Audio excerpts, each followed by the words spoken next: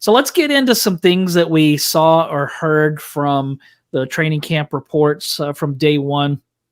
Leonard Floyd, you texted me that he left the field with what was it, a possible hamstring or it was a calf. A calf. I did see from Eric Branch that he came back to practice, so that's good news. We don't want him missing any time, but it kind of shows. I mean, when you sent me that text, my first response was, "Dang, that's not what we need to see," because that position, there's just outside of Bosa and Floyd, there's just not a lot of proven success there. Yeah, I mean, your first thought when that happens is, oh my goodness, we're going to have to go see what's out there on the open market. And there's not a lot out there because, I mean, look what happened to the Dolphins. They're bringing in a player off the scrap heap because they had a player retire. So there's really not a lot of players out there that you can add. The good thing is, likely this is a cramp situation because you're out there for the first time in practice. Maybe you haven't hydrated the way you thought you did. And this comes up. But, yeah, you have question marks about depth. I think Gross Matos is solid, but I don't know what we're going to get from Robert Beal.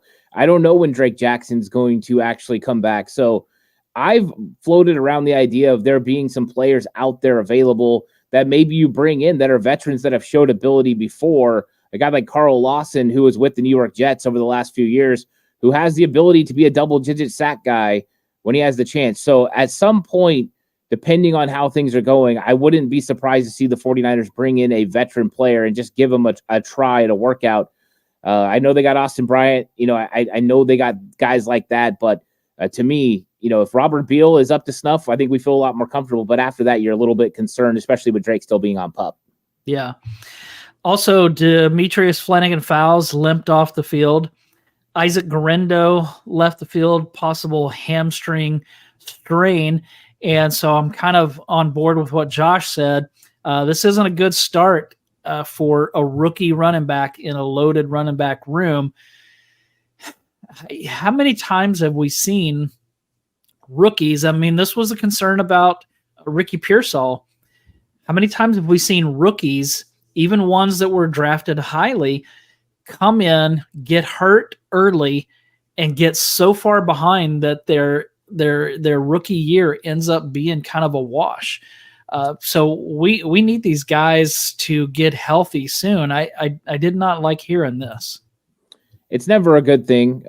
Soft tissue injuries are to be expected because these guys are coming in and they're putting their bodies through a little bit of different experiences. For some of the young guys, I mean, they've been working with the 49ers over the last week trying to prevent this exact thing from happening. Guerendo has had a history of having hamstring issues that have cost him to miss football games in college. So it's unfortunate that we have an injury like this come up.